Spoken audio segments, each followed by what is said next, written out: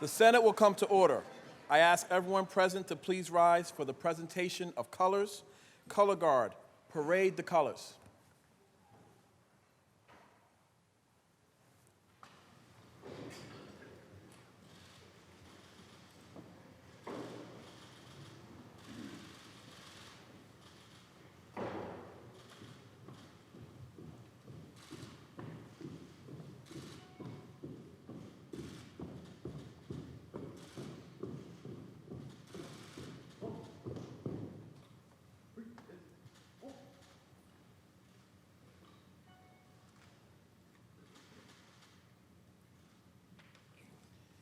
Everyone present, please join us in the Pledge of Allegiance.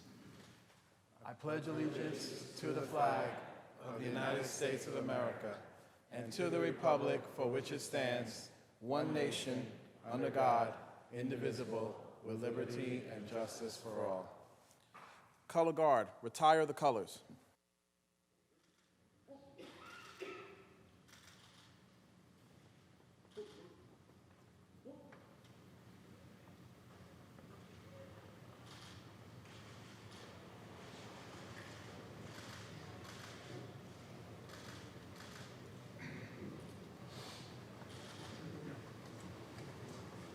Chaplain Lieutenant Colonel James Foster, the Army Chaplain from the 10th Mountain Division, will provide today's invocation.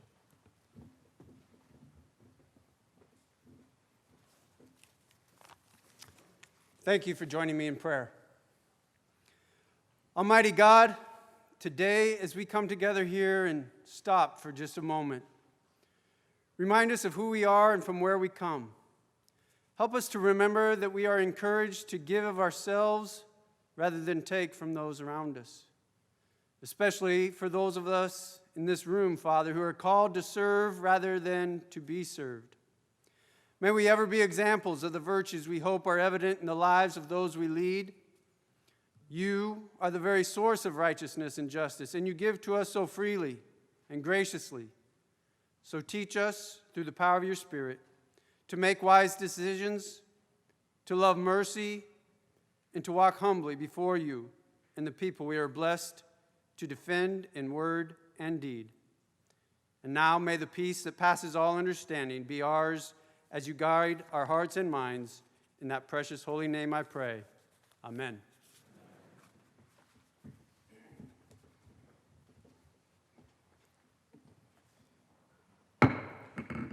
Reading of the Journal. In Senate, Tuesday, February 25, 2020, the Senate met pursuant to adjournment. The Journal of Monday, February 24, 2020 was read and approved. On motion, Senate adjourned. Without objection, the Journal stands approved as read. Presentation of petitions. Messages from the Assembly. The Secretary will read. Senator Benjamin moves to discharge from the Committee on Veterans, Homeland Security, and Military Affairs Assembly Bill number 8094A, is substituted for the identical Senate Bill 6706A, third reading calendar 400. Substitution so ordered. Senator Hoylman moves to discharge from the Committee on Health. Assembly Bill number 9530 is substituted for the identical Senate Bill 7304, third reading calendar 423. Substitution so ordered. Senator Kennedy moves to discharge from the Committee on Health. Assembly Bill number 7915A is substituted for the identical Senate Bill 7318, third reading calendar 424. Substitution so ordered. Messages from the Governor. Reports of standing committees. Reports of select committees. Communications and reports from state officers. Motions and resolutions. Senator Janaris. Thank you, Mr. President. At this time, can we please take up previously adopted resolution 2869 by Senator Brooks? I have that resolution read in its entirety and recognize Leader Stewart Cousins on the resolution. The Secretary will read. Senate Resolution 2869 by Senator Brooks, memorializing Governor Andrew M. Cuomo to proclaim February 26, 2020 as 10th Mountain Division and Fort Drum Day in the state of New York. Whereas Fort Drum is located in Jefferson County in northern New York and is the largest military installation in the northeastern United States. And whereas Fort Drum, previously known as Pine Camp, was renamed in honor of Lieutenant General Hugh Drum, a decorated national hero, former commander of 1st Army, and an early leader of the state's own volunteer militia, the New York Guard. And whereas for more than 3 decades, Fort Drum has been the home of the United States Army's storied 10th Mountain Division, one of the most deployed divisions in the United States Army. And whereas members of the 10th Mountain Division have served our nation with honor, distinction, and great sacrifice as a part of Operation Enduring Freedom and other actions central to our nation's response to terrorist attacks on September 11, 2001. And whereas elements of the 10th Mountain Division, based on Fort Drum, were the first to be deployed in the aftermath of those attacks and the last units to return from combat duty. And whereas, in addition to Operation Enduring Freedom, 10th Mountain Division deployments have included Hurricane Andrew relief in Florida, Operation Restore Hope in Somalia, Operation Uphold Democracy in Haiti, Task Force Eagle in Kosovo, Operation Iraq Freedom, Operation Freedom and Sentinel in Afghanistan, and advise and assist operations throughout the world. And whereas more than 300 brave men and women of the 10th Mountain Division, based on Fort Drum, have selflessly made the ultimate sacrifice while dedicating themselves to the cause of defeating global terrorism. And whereas distinguished service of units assigned to Fort Drum has been celebrated by presidents, members of Congress, and members of the international community.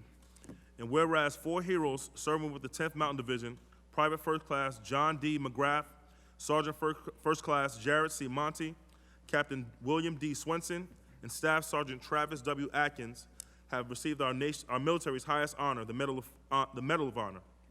And whereas, in addition to its vital role in our nation's defense, Fort Drum is also the largest employer in northern New York, the state's largest single-site employer and an economic engine for the state and region, with a total impact of $1.9 billion. And whereas between the Fort Drum and civilian communities exists a special bond, and the 33,000 soldiers and family members of the installation are an integral part of the North Country, who not only are considered defenders of our freedom, but also our neighbors, co-workers, classmates, friends, and fellow New Yorkers. And whereas it is the sense of this legislative body to salute the soldiers and officers of the 10th Mountain Division, to honor their dedication to preserving our freedom and our nation, and to recognize their individual and collective contributions to our communities in New York State. And whereas for the past 9 years, 10th Mountain Division and Fort Drum Day has served to educate members of this legislative body about the sacrifices made every day by the brave men and women of our armed forces, as well as the importance of Fort Drum to our nation's defense and New York's economy. And whereas Fort Drum has and will continue to play a vital and critical role in ensuring our nation's military readiness to defend our state and nation against hostility and threats to our safety and national security. Now, therefore, be it resolved that this legislative body pause in its deliberations to memorialize Governor Andrew M. Cuomo to proclaim February 26, 2020 as 10th Mountain Division and Fort Drum Day in the state of New York, and be it further resolved that a copy of this resolution, suitably engrossed, be transmitted to Major General Brian J. Menez, Commanding General, 10th Mountain Division and Fort Drum. Leader Stuart Cousins on the resolution. Thank you, Mr. President. And first, I want to thank Senator Brooks for this resolution. Senator Brooks is the chair of Homeland Security and our Veterans Committee. And just thank you for giving us an opportunity to once again, in this 9th year, to honor Fort Drum and the incredible servicemen and women who continue to bring us such great pride and such great strength. I want to particularly thank Major General Brian Menez, who I had the opportunity to meet last year, and we talked a lot about just our roles and such great respect for this body for being able to carry out what it is we believe that we are doing here, and to have a mutual understanding of how our democracy works and how it is protected by you and people like you has just been an incredible privilege for me.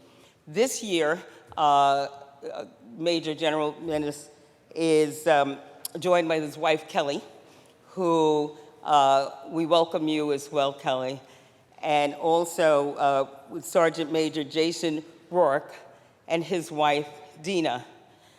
I especially wanted to tell people that the Major General is going to be deployed to Afghanistan. He's gave me his personal coin. He's been all over, and I treasure that coin. I will treasure it. And in April, he'll be on his way for an undetermined amount of time to Afghanistan. So once again, as we do what we do here, we are cognizant of how you are protecting our nation, and our right to stand here and honor you. So thank you once again for gracing us.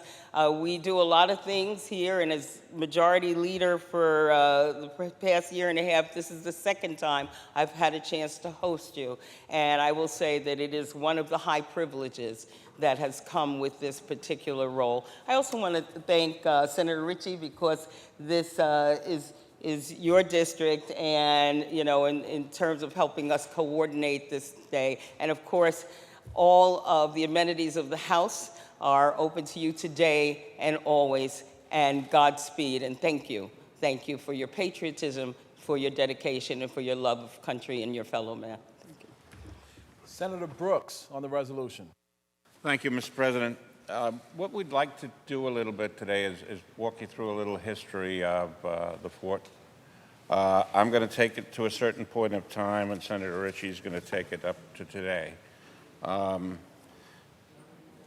The area surrounding Fort Polk has a long history, military history in the United States.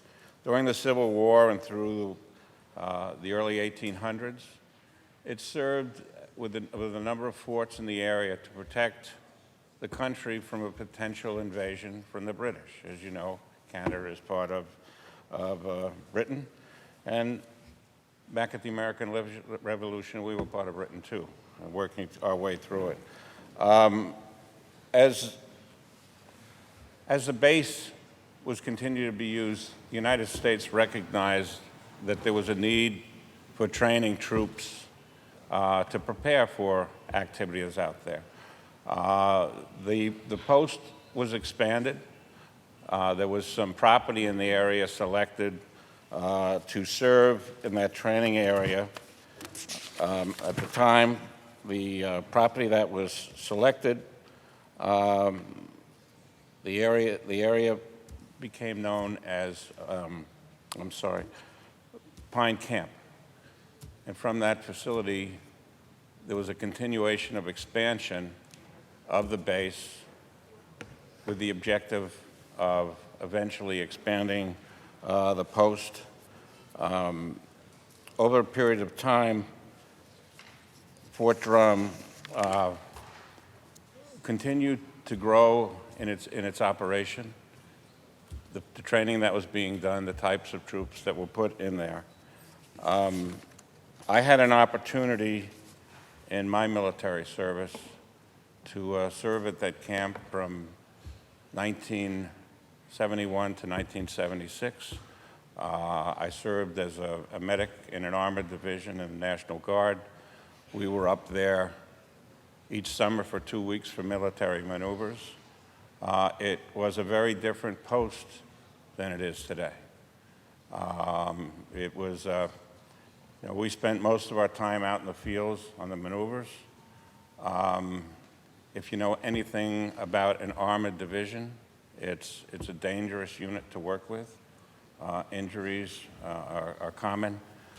Tanks and APCs are not too forgiving when you fall or bang into them.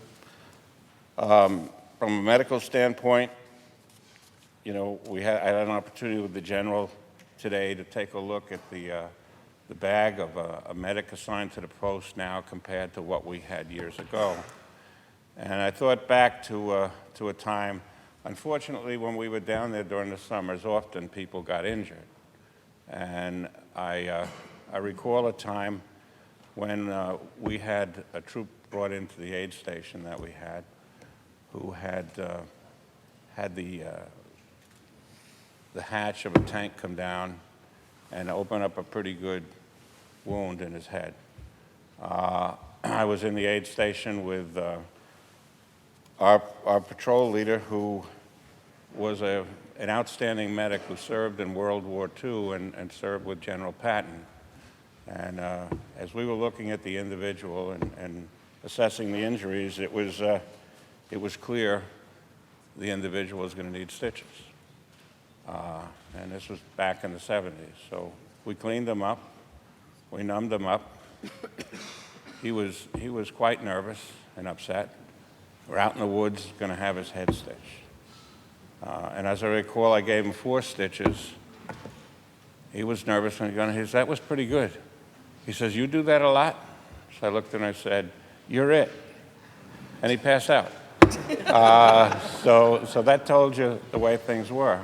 But today, as we went through the equipment that the medics have today, and understanding the changes in the post and the fort that's there today, just how far our military has gone in the operation that we have here, just how prepared our units are. And the general pointed out, the one thing the Army has always been is out front when it came to medical care. Recognize that we're preparing generally with medics for a combat situation, when you're going to see significant wounds and you have limited time to address those wounds. In the time that I was trained down in Texas, that was during the height of the Vietnam War. And the training we gave then, or we got then, was the best you could have. And you were trained to deal with horrific incidents. What I saw today in the bag of the medic is just how far the Army has come, the advancements that they are made. And I think the fort itself today reflects that advancements. So Senator Ritchie is going to take you through the rest of the way. I left the fort for the last time in 1976, and Patty's going to take it the rest of the way to today. Thank you. Senator Ritchie on the resolution. Thank you, Mr. President. It's my honor to stand and recognize Major General Menace and the soldiers and officers of the 10th Mountain Division in Fort Drum, which is located in my district in northern New York. Our 10th Mountain Division is America's front line in the battle to protect our freedom. The most deployed division in the U.S. Army over the past 2 decades, these men and women are the best trained and the best motivated, always ready to go where our country needs them. I know it's not always common for many to see men and women in uniform living in their communities as I do back home. So I'm pleased to have the opportunity each year to share these soldiers with all of you and help tell their story. If Fort Drum were a city, it would be the 7th largest in our state, ranked just after Albany, contributing more than $1.4 billion to our local and regional state economy. But Fort Drum is not a city. Unique among military installations across the country, Fort Drum was designed to be closely integrated into our community. Soldiers and their families use our schools, our hospitals, our parks, our shopping centers, and our restaurants. And the federal and state investments in Fort Drum help sustain and improve these services and facilities and improve the quality of life for everyone who lives in the North Country. The Army calls Fort Drum its best kept secret. Fort Drum Day helps us shine a light on this remarkable place and also the remarkable men and women who serve there, like Major General Menace. A native New Yorker from Amherst, General Menace's service has taken him from West Point to Panama, Korea, Afghanistan, and Iraq. General, we are proud and grateful for your service, and we are proud and grateful for the service of all our soldiers who are here today. I would also like to take a moment to acknowledge the General's high school sweetheart is here, his wife, Kelly. Thank you for your sacrifice as well. We also have several native New Yorkers who are in the gallery.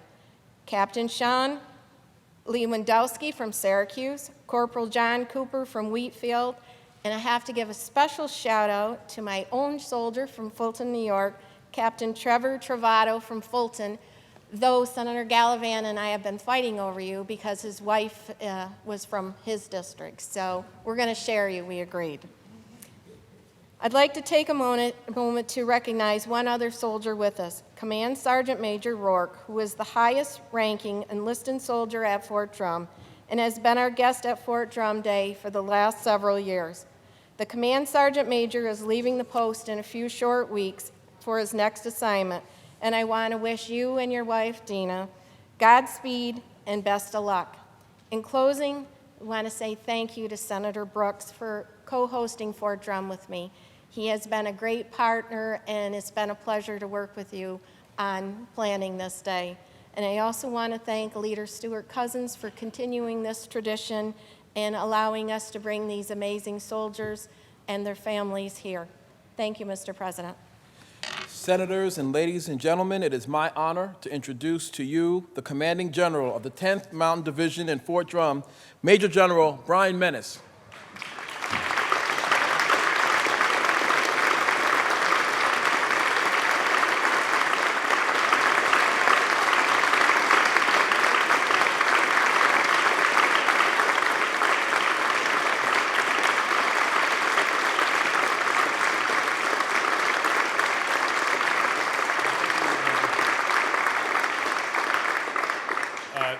Really, thank you for this warm welcome, this opportunity annually to, as much as anything, I think, celebrate this great democracy. You know, both Senators Brooks and Ritchie, you know, I know there's no one that I know that loves soldiers more than me, except for maybe Senator Ritchie and people like you. Also, you know, Leader Stuart Cousins, you're gracious, you're kind. I know how busy you are. I appreciate the time to visit with you. Leader Flanagan, it's just awesome to be in your presence. I like studying what you do, frankly, because I think it's important that Americans understand how our civics work, but you know, I'm just overly impressed with America's ability to still subordinate guys like me to you so that we're doing your bidding. What I recognize is heroes like Ort and Sanders and Blankenbush and Walzek also have served, so I really recognize all the service that's been provided for them. It was really cool. As I talk to my soldiers about what's good in life and, you know, accolades you receive, you know, Sergeant Major and I were talking about it fairly recently. I told a subordinate, probably the best thing's ever happened to me is someone sort of just outside my earshot said, yeah, Menace, he's a good dude.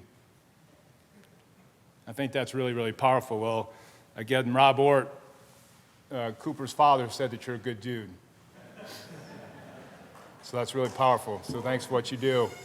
And that was high praise, I think, so good on you. Also, you know, I'm really tickled pink to get a chance to know, you know, Senator Higgins and sort of the New York or the Buffalo folks here. You know, we can talk about the Sabres and the Bills. You can't do that with a smile on your face too often, so when you talk about the Sabres and Bills with company, it's fun to do, but really, I'm impressed by your show of affection for us. I think that's really important, you know, with that great history we have of being, you know, New York's division. You know, we're one of 10 in your Army, which is by far, you know, very narrow maybe perspective, but you know, the best fighting force the globe's ever seen, and one of our divisions is in this state. And I think that's really important, that history that we heard discussed of why it's here.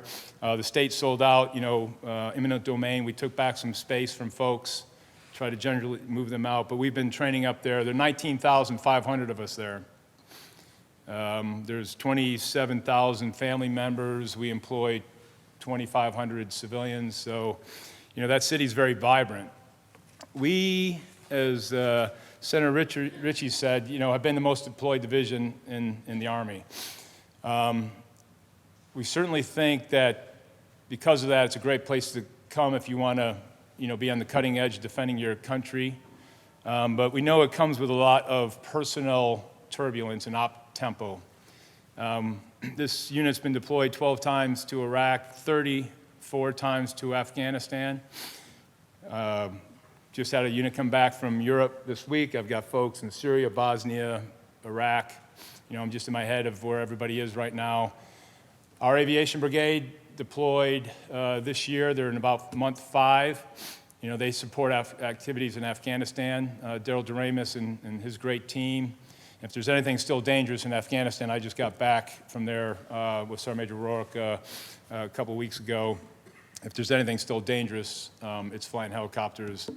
You know, guys getting shot at daily. And I think I'm always mixed on whether, you know, America's paying attention to that. You know, we lost a kid, a soldier, 2 weeks ago. and sort of just happens, and, we don't, because you guys are supporting us so well, we're going to support those families as best we can and care for his friends. But I'm mixed on whether, it's a good thing that we're out there doing our business and, we're just getting after it without a lot of fanfare.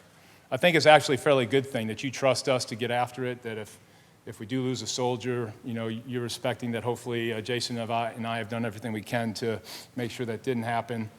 But I want you to know that your friends and cousins and loved ones are still out there taking risk on behalf of us. What I owe you is making sure that risk is well measured and that the people are well led. But Sergeant Major brought it to my attention that op-tempo, not only when we're deployed, it's when we're home. So Jason and I were out last night. I left the field in sort of tough conditions. Believe it or not, it's even warm, but when it's warm, I got water on the ground. So my guys, we had a guy with wet feet that probably shouldn't have yesterday. So I've got 4,000 people out there right now learning to fight. And that's away from home. And they're sleeping very seldomly, and they're fighting cold, and we've got people trying to hunt them. And so they got to bond with their friends, and they got to grow as people, and that is really important, but that's hard work. So not only do the soldiers, pay a burden on their personal time, like these cats up here who are all, 3 of the 4 are leaving for Afghanistan like in a week and a half, right? They had to train a lot to get there. So nights away from home, countless nights away from dinner, nights away from baseball games with watching your kids are numerous. Our 1st Brigade, Sergeant Major again recognized some significance. Yesterday we rolled up their colors, which I really love in this building. You've got a great display of regimental colors that are there. And traditionally when a regiment stands down because we've used them, and back to the day when we were volunteers, we'd case those colors and we'd put them away hoping to never use them again. Because using them meant you had to go fight somebody. Well, we still carry on that tradition. We just case colors from our 1st Brigade, and they'll uncase them in Afghanistan. But that was America's 1st Brigade in combat, the 1st Brigade in combat in 2001. And, he brought that to our attention, those young people, many of whom have not been deployed. Matter of fact, a great majority of them had not been deployed. The significance of that, where, as I discussed further, that's just the business of your American Army today. So with that, I boast, and Sergeant Major and I debate about this all the time, who has the best job in America?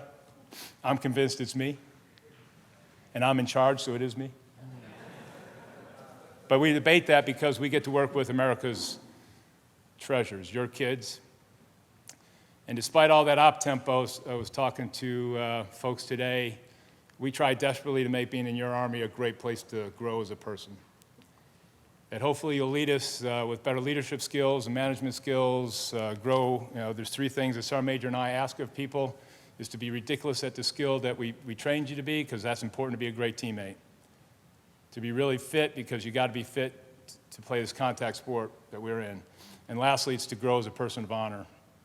And we spent a lot of time on that last piece because we know how important it is to that team and how important it is to you that I hope the person you send me become something that he or she wants to be.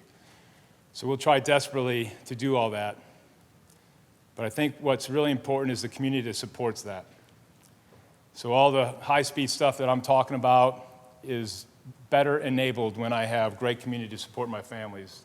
Those 2 spouses down there and the spouses of the other, these folks here are volunteers that work for us to help bond this great network of community to my soldiers. And so we can only get after and keep this Army healthy with that high op-tempo if I have great community support for my family and the kids feel well cared for at home. And that's a very significant part of what you guys do. Our North Country, we boast on them. They're recognized as one of the best communities in America. The title officially is, they're the 2019 Great American Defense Community. There's only 5 in the country. We're one of them. And so it's representative of what your care extended through them provides us. So lastly, we just want to say thanks. I work with an amazing number of awesome people, some of them New Yorkers. I've got a specialist Humboldt from Rose, New York. He's a 21-year-old that just joined us fairly recently, great high school person. He's one of our guys who works in my logistics elements. But this cat, you know, he works hard all week and he goes home and he volunteers with the community. He's had, I mean, they told me the other day, 700 hours as a volunteer firefighter with the local fire department. And he has great joy, and I ask him why he does it. He goes, hey, sir, they support us. I got time. I want to support them. And, you know, again, I think it's the extension of the love that you guys, you know, send through you to our community that I think helps enable that. So I really thank you personally. It makes my job not only easier, if that's possible, but also enjoyable. And so again, we really thank you for what you do. We thank you for all the support. We thank you for contributing to the health of this great nation. There's no other spot in the earth that any of us would rather live, right? And despite our differences, I'm always buoyed by the enthusiasm I see to support this nation's flag and all it means. So thank you for that. Again, thank you for our opportunity here. God bless you, this great nation, and your United States Army. Thank you very much.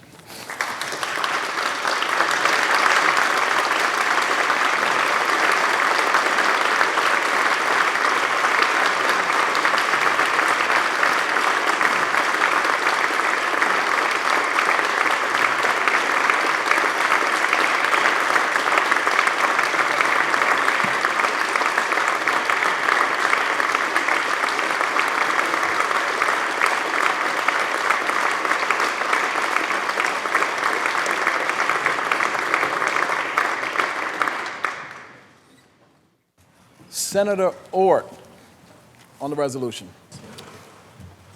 Thank you, Mr. President. I'll be brief, but I wanted to certainly thank Leader Stewart Cousins, Minority Leader Flanagan. I want to thank my colleague and chair of the Veterans Committee here in the Senate, Senator Brooks, and of course, Senator Ritchie, who has hosted Fort Drum and who has the privilege and honor of having many of these folks as her constituents.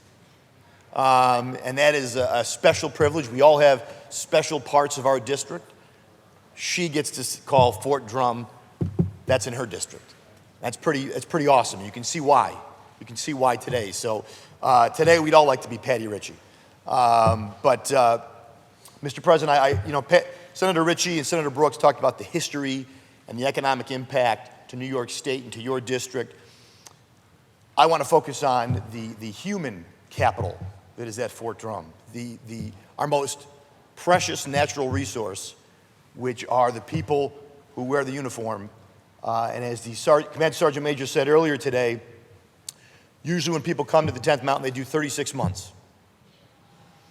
And for those 36 months, wherever they may be from, they are New Yorkers.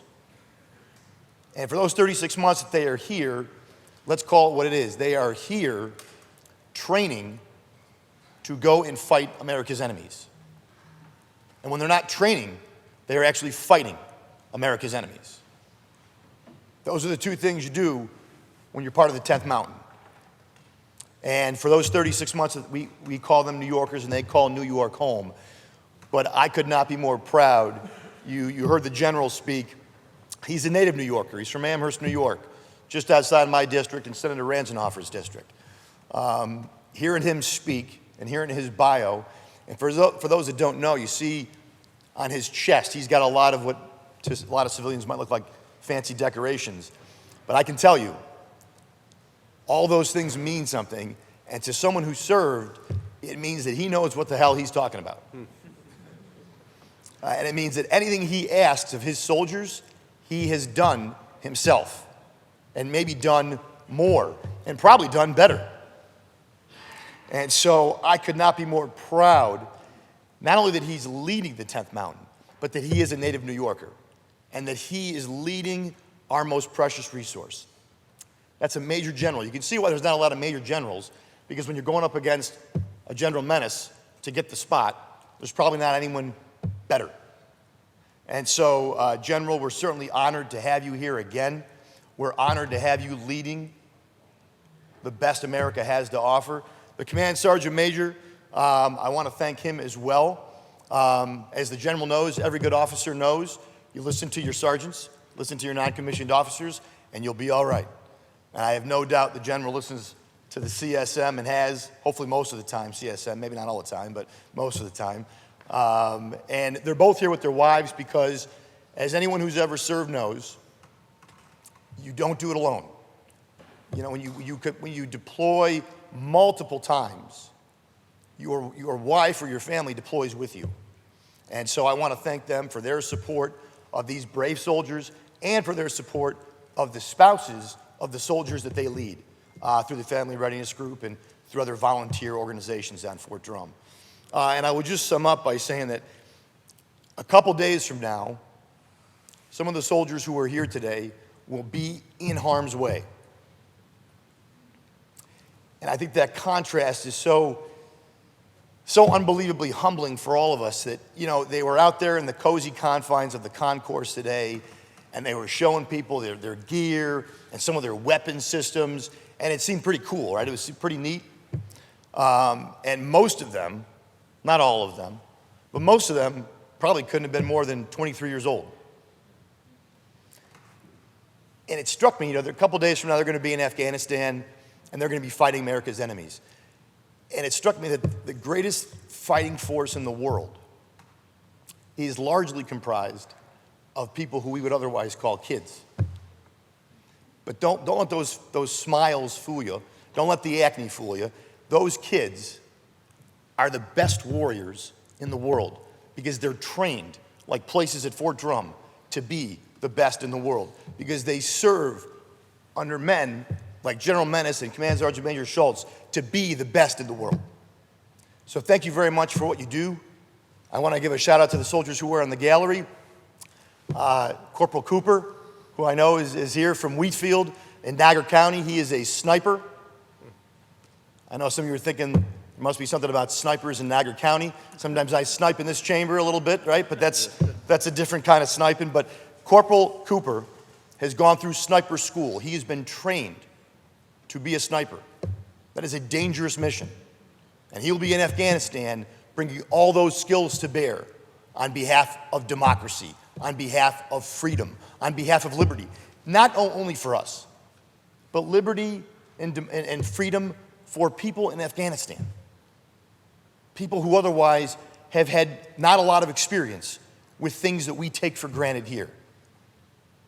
We debate a lot of issues here on this floor. The men and women in that gallery and the men and women who you met today, they're going to go make it a reality.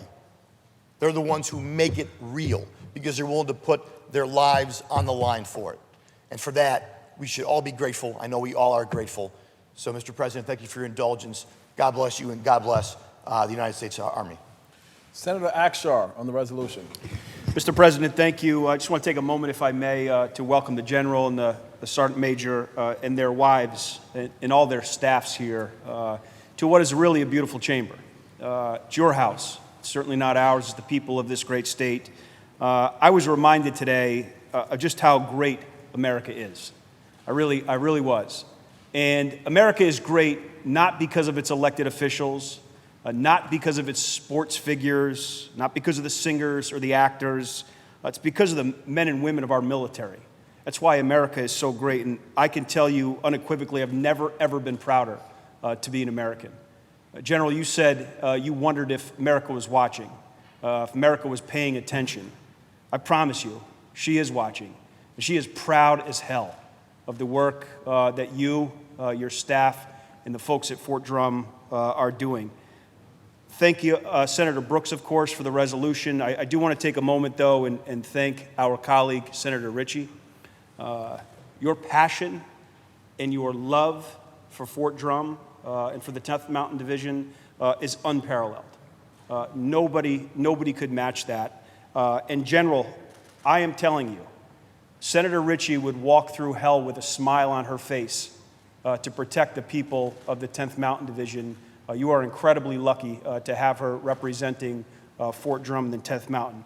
Mr. President, my prayer, of course, is that God will keep a watchful eye and keep his mighty and powerful hands on not only you, General, and your staff, but the young men and women who go into harm's way to keep America great. Mr. President, thank you.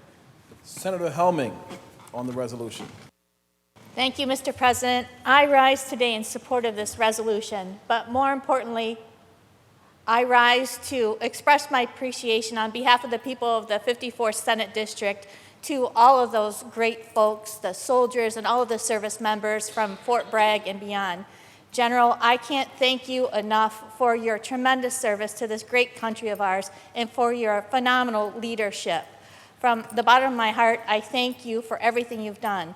To your beautiful wife, thank you for being there. As a member of a military family, I can't say that I know the sacrifices that you've made. I know only a small portion of them, but thank you for being there, for supporting not only your husband, but all of those at Fort Drum.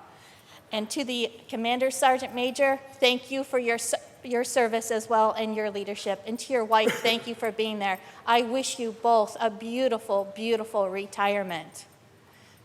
To our soldiers who are here with us today, thank you for your service. I wish you all of the best in your future endeavors. I wanted to give a special mention to PFC Jackson Lammy. It was great to see you today. I look forward to seeing you back in Canandaigua. In the meantime, much success to you and climb to glory, sir. Thank you. Senator Ranzenhofer on the resolution. Thank you, Mr. President. I'd also like to share a few thoughts on today and this very special day, and thank you to Senator Brooks for the resolution. And I was interested to hear that you, in a prior life, spent some time at Fort Drum when you were in the service. My father spent some time at Fort Drum when he was in the reserves, and I shared that with the general today. He was not quite cut out for the military, but we'll leave that for another story. But for years, I would sit in this chamber, and I would listen to other members stand up and talk about the men or the women that they had from their district that were here for Fort Drum Day. And I want to digress for a second because we heard how long Fort Drum has been around, but we didn't have a Fort Drum Day until Senator Ritchie introduced that when she came to the chamber. And I just think it's so very, very important that we have this very special day for the men and women that serve our nation and reside at Fort Drum. Fort Drum courses through the veins of Senator Ritchie. I mean, this is a day which is spectacular and we're, celebrating.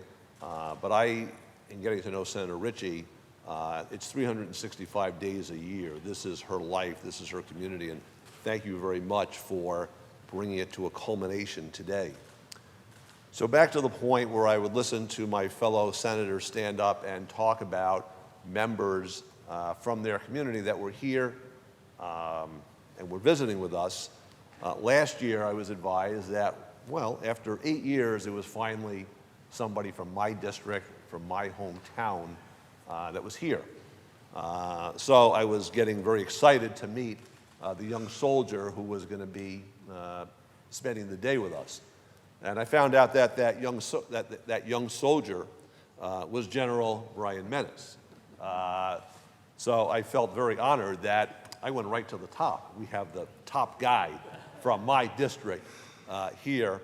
And in meeting Brian last year and meeting Brian and talking to Kelly earlier today at the luncheon, when his reference, we were talking about the Bills and the Sabres. Some of it was commiserating because the Sabres are not really doing so well, but we still enjoyed talking about it. And the thing that I was struck in talking with the general and his wife is, and you could hear it in the speech, and he talked to us a little bit earlier, is, and the men in the gallery, I hope you can appreciate that, but the emotion and the caring as if he feels personally responsible for each and every service men and women under his command. This is not, one of thousands, but every single individual is a human being, and he is deeply concerned and deeply, deeply cares, not about yes, about the whole global mission, but the safety and the security of each person and how, and their mental health and their family, and to make sure that things are okay. And I think that's where the good dude comes in, that yes, this guy really cares about the men and women under his command. So with a little bit of bragging rights and pride, I do want to mention that both Brian and Kelly hail from town of Amherst. They went to Sweet Home High School, one of the high schools in my community, home of the Panthers, and their families still reside there. They go back and visit occasionally. But I am so very proud to share and to be part of this day. This will be my last Fort Drum Day, so I'm very appreciative of Senator Ritchie and Senator Brooks for continuing this tradition. This is an important tradition, one which we should all honor, respect, and continue. So thank you very much for allowing me to share a couple of my thoughts with my colleagues today. Thank you, Mr. President. Senator Sanders on the resolution. Thank you, Mr. President. I want to thank the sponsors, Senator Brooks, Senator Ritchie, but if you'll allow me, Mr. President, I will say just a few words to our guests. I'm going to tell you a Marine Corps secret. Now, it is rumored that there is a rivalry between the Army and the Marine Corps. As both of us know, as all of us know, there's no truth to that whatsoever. But I will tell you this. I will say that in the Marine Corps, if we find ourselves in places of difficulty and problems, as we usually do, we look for organizations like the 10th Mountain Division because we know that they have incredible training, incredible discipline, and they too believe in leaving nobody behind. So I am here to commend you for you, Major General, and the Sergeant Major, for keeping up a tradition that goes back to the beginning of this nation.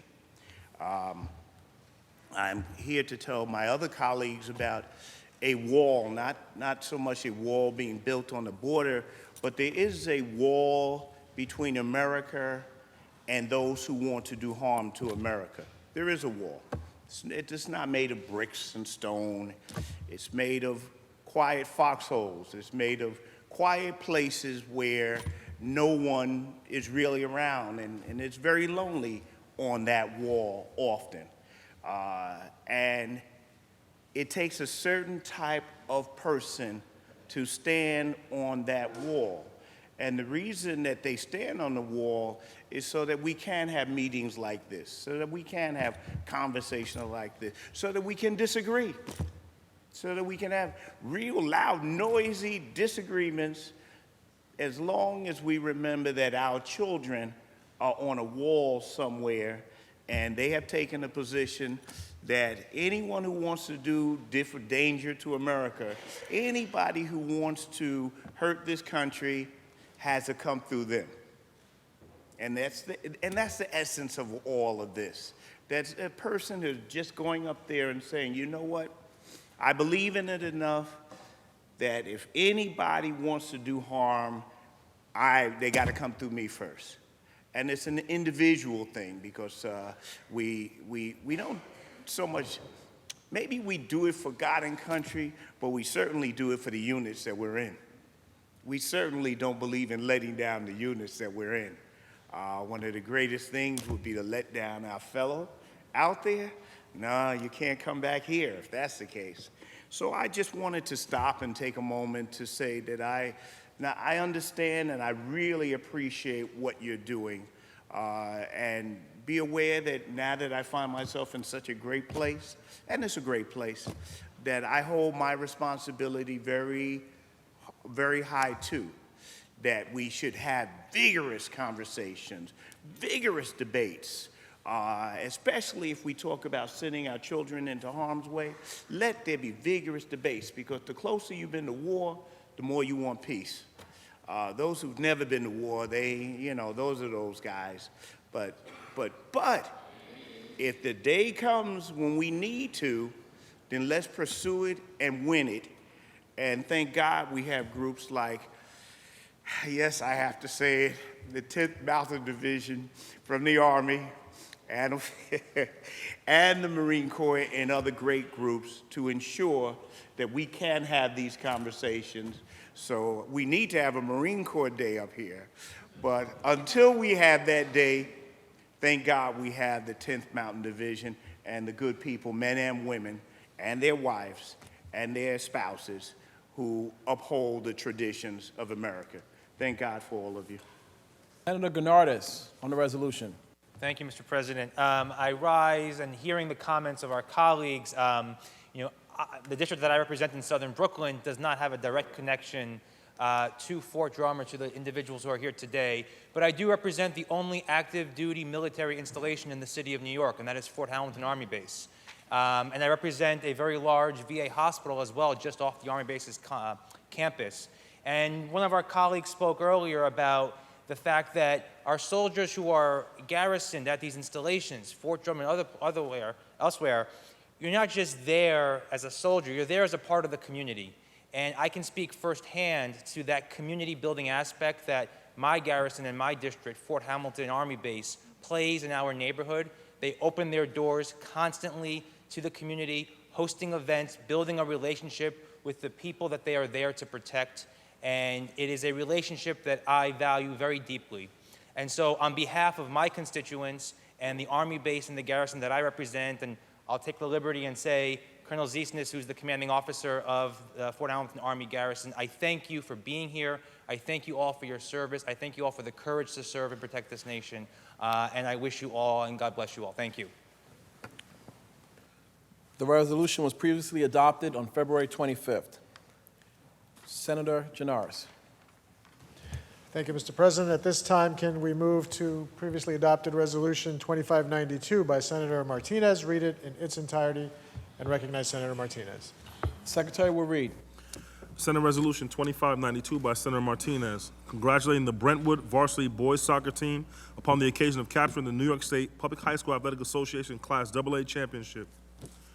Whereas individual and team championships are highly sought after in high school sports, this legislative body commends rare athletic achievements and pays special recognition to those who pursue such excellence and become examples for the youth of this great Empire State. And whereas excellence and success in competitive sports can be achieved only through strenuous practice, team play, and team spirit, nurtured by dedicated coaches and strategic planning. And whereas this legislative body is justly proud to congratulate the Brentwood Varsity Boys Soccer Team upon the occasion of capturing the New York State Public High School Athletic Association Class AA Championship on Sunday, November 17, 2019 in Middletown, New York. And whereas, to the praise and applause of their excited fans, the Indians were able to surmount their opponents in the New York State Championship match and accomplish the utmost high school sporting accomplishment in this great Empire State. And whereas the athletic talent displayed by this team is due in part to the efforts of Coach Ron Eden and his team of outstanding assistant coaches, skilled and inspirational tutors, respected for their ability to develop potential into excellence. And whereas the Brentwood Varsity Boys Soccer Team finished the season with a record of 22-0, and the team members were loyally and enthusiastically supported by family, fan friends, and the community at large. And whereas the hallmarks of the Brentwood Varsity Boys Soccer Team, from the opening game of the season to participation in the championship, were a brotherhood of athletic ability, of good sportsmanship, of honor, and of scholarship, demonstrating that these team players are second to none. And whereas athletically and academically, the team members have proven themselves to be an unbeatable combination of talents, reflecting favorably on their school. And whereas Coach Ron Eden and his dedicated staff have done a superb job in guiding, molding, and inspiring the team members toward their goals. And whereas sports competition instills the values of teamwork, pride, and accomplishment, and Coach Ron Eden and the outstanding athletes on the Brentwood Varsity Boys Soccer Team have clearly made a contribution to the spirit of excellence, which is the tradition of their school. Now, therefore, be it resolved that this legislative body paused in its deliberations to congratulate the members of the Brentwood Varsity Boys Soccer Team, Andy Acosta, David Ackman, Emerson Alfaro, Christian Alvarado, Christopher Amaya, Edgar Argueta, Nathaniel Austin, Brian Barcasell, Ada Benitez, Brian Caballero, Christopher Cerna, Cesar Cruz, Anderson Duque, Henry Escobar, John Espinoza, Bruce Isuma, Alex Garcia, Eduardo Guzman, Juan Gomez, Marlon Hernandez, Chris Interiano, Jordan Julian, Elvis Lopez, Mark Loss, Eric Maldonado, Carlos Martinez, Brandon Mendez, Daniel Mendez, Anthony Molina, Kelby Moreno, Oscar Moreno, Roberto Ramirez, Juan Ramirez, Odir Ramirez, Brian Rivera, Mike Trujillo, Joey Valesco, Sergio Ventura, Adrian Valdez, Brandon Yanes, head coach Ron Eden, and assistant coaches Victor Farfin, Joel Iglesias, Rich Costello, and be it further resolved that copies of this resolution, suitably engrossed, be transmitted to the players and coaches of the Brentwood varsity boys soccer team. Senator Martinez on the resolution. Thank you, and good afternoon. First of all, what a great day today, and not only honoring community leaders, but also our military men and women, being a proud aunt of a serviceman. It's great to see them here. And again, I just want to say thank you for allowing me to rise today to recognize a group of young individuals, young men, and these are the boys of the Brentwood High School soccer team, varsity, and we welcome them to our capital. Our Brentwood Indians, who are to the left of me, they won last season 22-0, winning the state championship led by Coach Ron Eden. But not only did they win the championship, they were also ranked the #1 public school in the nation for having best team. So that to me is so rewarding, being a graduate of Brentwood myself. But the team topped all public schools nationally in the Soccer Institute of Monteverde Academy. Fabulous Fab 50 ranking. The supreme display of their athleticism, their teamwork, and dedication to their sport and passion has allowed this team to be ranked #1 in the state for the second time. The last time that they had this great honor was back in 2008. Not only are they amazing students, but they're also scholars who are going to great schools here in the state of New York and beyond. We are joined here today by their principal, John Callan, who was my boss at one point. And as a principal, I was his assistant principal. And we also have Kevin O'Reilly. He is the athletic director of the Brentwood School District. And joining them are our captains of the 2019 winners. And that's Alex Garcia, Anthony Molina, Sergio Ventura, and Brandon Yanes. I would love to congratulate them. And if you can all join me in congratulating them and giving them just the honor of being presented here before us, I would greatly appreciate that. To our guests, I welcome you on behalf of the Senate. We extend to you the privileges and courtesies of this House. Please rise and be recognized.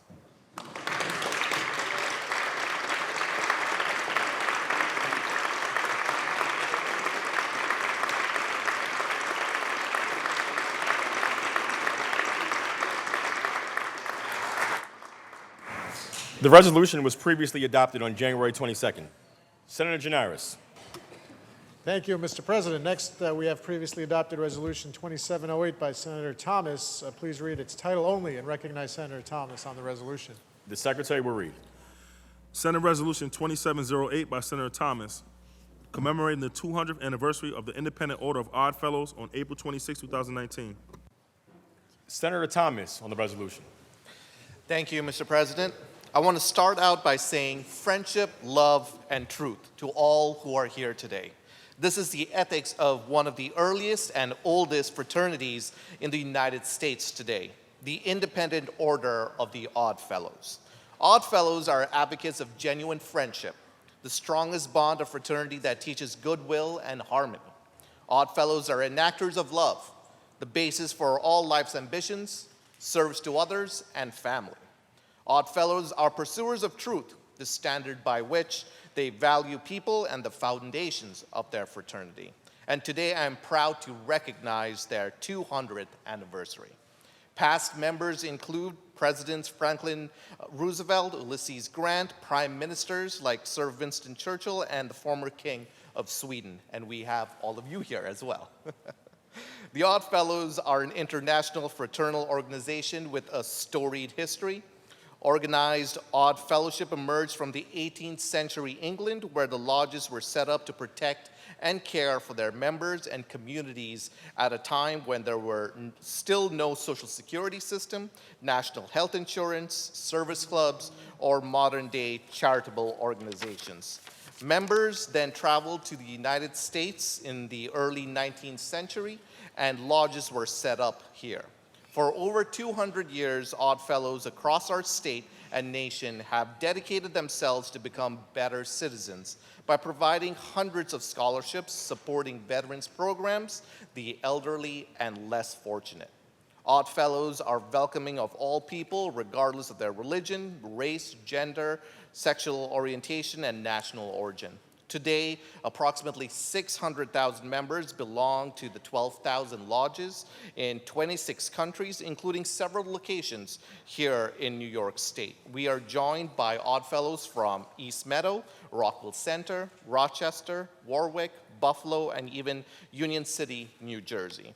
The 200 years of the Oddfellow existence have been a noble one, as it strived to be the relief to those in need, and I hope that in the years to come, they continue to uphold its ethics and service of our communities. Mr. President, please extend to the Independent Order of the Oddfellows all the privileges of our house. Thank you. To our guest, I welcome you on behalf of the Senate. We extend to you all the privileges and courtesies of this House. Please rise and be recognized.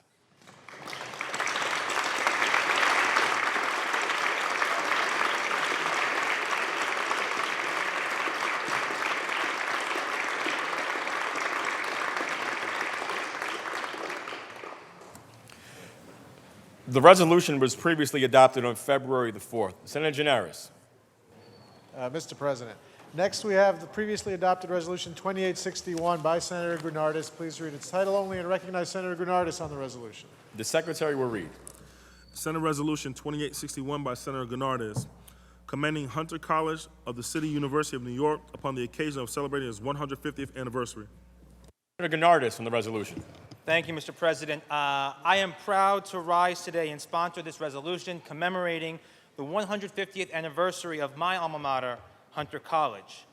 Hunter College was originally founded as the Normal College of the City of New York in 1870 by an act of the New York State Legislature. It was founded as the nation's first free teachers' college, and at that time it was an all-female institution designed to be a counterpart to the all-male City College, which had been founded 23 years earlier. In 1914, Normal College was renamed Hunter College after the institution's first president, Thomas Hunter, who led the college for 37 years. For 150 years, Hunter College has invited students to challenge their intellect and to broaden their horizons, to realize their power and activate their passion to change the world. That was true for alumni like Rosalind Sussman Yalow and Gertrude B. Elion, who both became Nobel Prize laureates for their groundbreaking scientific achievements in medicine. That was also true for alumna Antonia Pantonia, civil rights leader and recipient of the Presidential Medal of Freedom and founder of Barrico College. That was true for the path-breaking Congresswoman Bella Abzug, and for countless other alumni who went on to become Pulitzer Prize winners, Presidential Medal of Freedom winners, Nobel Medal of Science winners, Nobel laureates, elected leaders, and so on and on and on. And for those of you that have heard me sing karaoke, you know that my favorite song is by none other than Hunter College's most famous musical performer, Bobby Darin, and of course I'm referring to Mac the Knife. The motto of Hunter College is Mihi Cura Futuri, the care of the future is mine. That can be said of Hunter College as an institution, as it perpetually graduates thousands and tens of thousands and hundreds of thousands of young leaders who are prepared to take on the world and leave it for the better. But that motto can also be said true of each of Hunter College's graduates. Hunter's alumni leave the college armed with the knowledge, values, and integrity to understand that they have an obligation as a citizen of their city, their nation, and their world to leave the world better than they found it. As a graduate of Hunter College, part of the City University of New York, I proudly vote aye for this resolution. Thank you. Senator Stavisky on the resolution. Thank you. Thank you, Senator Gurnardis, for introducing that. I, too, attended Hunter College Graduate School. Half of my graduate credits are from Hunter.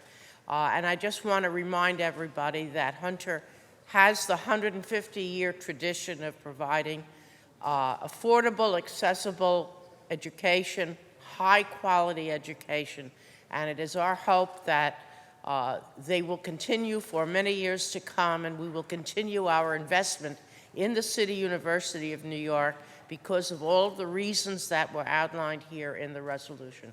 Thank you, Mr. President. The resolution was previously adopted on February 25th. Senator Gianaris.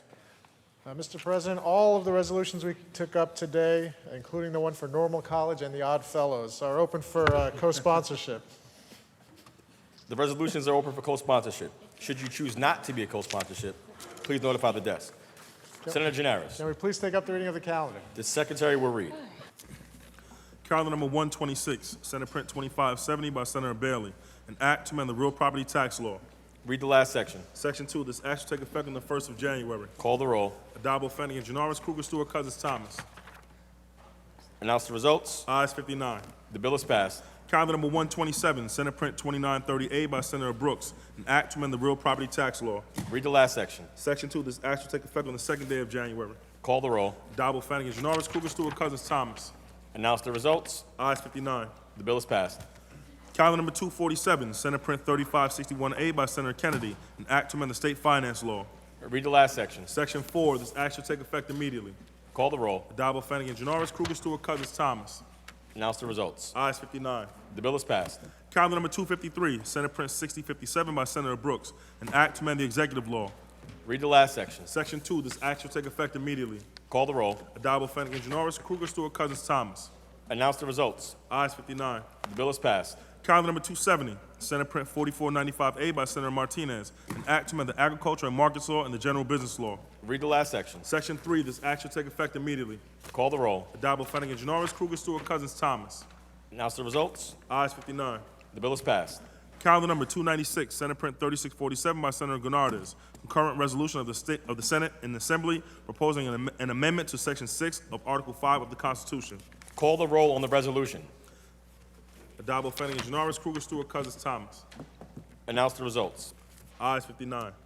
The resolution is adopted. Calendar number 399, Senate Print 3471A by Senator Brooks, an act to amend the executive law. Read the last section. Section 2, this act shall take effect on the 120th day after it shall become a law. Call the roll. Addabbo, Flanagan, Janoris, Kruger, Stewart, Cousins, Thomas. Announce the results. Ayes 59. The bill is passed. Calendar number 400, Assembly number 8094A by Assemblymember Barrett, an act requiring the Division of Veteran Services to review issues relating to veterans' abilities to access state parks. Read the last section. Section 2, this act shall take effect immediately. Call the roll. Addabbo, Flanagan, Janoris, Kruger, Stewart, Cousins, Thomas. Senator Benjamin to explain his vote. Thank you, Mr. President. I want to thank Senator Brooks, and I want to thank our leader, Andrew Stewart Cousins, for helping to get this bill to the floor. I also want to thank Senator Brooks for his role earlier today, and Senator Ritchie. Today being Fort Drum Day, I think it's important for us to think about how our soldiers move to becoming veterans. Today we felt so much pride and honor. I was standing up there, and I felt so much pride and honor listening to Major General Menace and just thinking about all of the sacrifices that our troops make on behalf of this country and behalf of all of us. And the question for us has to be, when they come back home and they are no longer serving, what do we do then? And this bill came to me by Assemblymember Dee Dee Barrett, and I want to thank her for bringing me to this bill, because what this bill actually does is it says we want the Division of Veteran Services in 6 months to come over with a report working with a number of entities, working with the Office of Parks, working with the Department of Environmental Conservation, working with the Department of Health and Office of Mental Health to say, what can our state parks, how can they be used in order to help with outdoor-based therapy to help deal with things like PTSD, substance disorder, and quite frankly, as many of us know, a lot of our state parks, these are free spaces. I have Riverbank State Park, now known as Denny Farrell State Park, Shirley Chisholm's State Park, and all over the state we have state parks. We should be using every square ounce of this state to make sure that we do everything we can for our veterans. It is really heartbreaking to me when I hear some of the statistics around our homeless veterans. There should not be one homeless veteran in this country. Given what our veterans who were soldiers, who we celebrate as soldiers, given the sacrifice they made, we should not have one homeless veteran. And quite frankly, it is even more concerning to me that within that population, 13% of our veterans are black and brown, but 45% of our homeless veterans are black and brown. So that's of enormous concern because many of them live in districts like mine.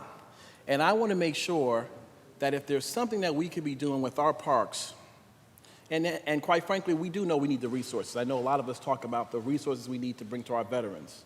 But there's some easy things that we can do utilizing resources that we already have available to us, and this bill will facilitate that. So I want to thank all of you for giving me some time to share these few words. And it's great to be here on this day because this is one of the days when we're very bipartisan. But I think we have to be very bipartisan with how we treat our veterans as they continue on with their lives. So thank you, Mr. President, for giving me this time to say a few words, and I look forward to getting this bill signed by the governor. Thank you. Senator Benjamin to be recorded in the affirmative. Announce the results. Ayes 59. The bill is passed. Calendar number 423, Assembly number 9530 by Assemblymember Gottfried, an act to amend the public health law. Read the last section. Section 2, this act shall take effect immediately. Call the roll. Addabbo, Flanagan, Janoris, Kruger, Stewart, Cousins, Thomas. Senator Hoylman to explain his vote. Thank you, Mr. President, for allowing me to explain my vote. I echo the sentiments of my colleague on this day of honoring Fort Drum and all veterans in the state of New York. As you know, with those of us who have hospitals in our district, there's been a trend toward mergers, consolidation, and even worse, closure of these hospitals. In fact, it seems like in the state of New York, it's much easier to close a hospital than it is to open one.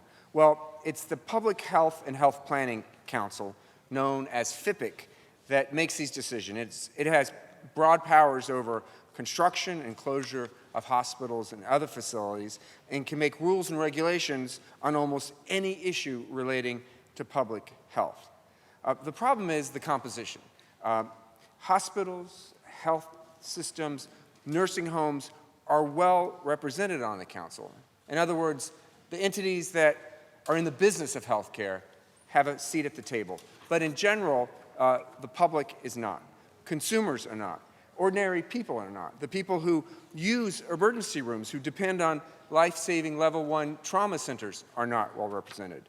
Well, this bill goes to the issue that consumers deserve a voice in these critical decisions that affect their health and well-being, such as the approval to close or diminish services at hospitals. This bill has been updated since the last session, Mr. President, to address concerns of the executive about an earlier version of the bill we passed. Given the enormous power wielded by FIPIC, it's important to ensure that more members of the council are representative of consumer advocacy organizations, of ordinary people, giving low and moderate income folks more of a voice in important health care decisions. I vote aye. Thank you. Senator Hoylman to be recorded in the affirmative. Announce the results. In relation to calendar number 423, those senators voted in the negative are Senators Akshar, Amador, Borrello, Funke, Gallivan, Griffo, Jacobs, Jordan, Lanza, O'Mara, Ort, Ranzenhofer, Sereno, Seward, and Tedisco. Ayes 44, nays 15. The bill is passed. Calendar number 424, Assembly number 7915A by Assemblymember Magnarelli, an act to amend the public health law and the environmental conservation law. Read the last section. Section 3, this act shall take effect 1 year after it shall become a law. Call the roll. Addabbo, Flanagan, Janoris, Kruger, Stewart, Cousins, Thomas. Announce the results. In relation to calendar 424, voted in the negative, Senator Lanza. Ayes 58, nays 1. The bill is passed. Senator Janoris, that completes the reading of today's calendar. Is there any further business at the desk, Mr. President? There is no further business at the desk. Then I move to adjourn until tomorrow, Thursday, February 27th at 11 a.m. On motion, the Senate stands adjourned until Thursday, February 27th at 11 a.m.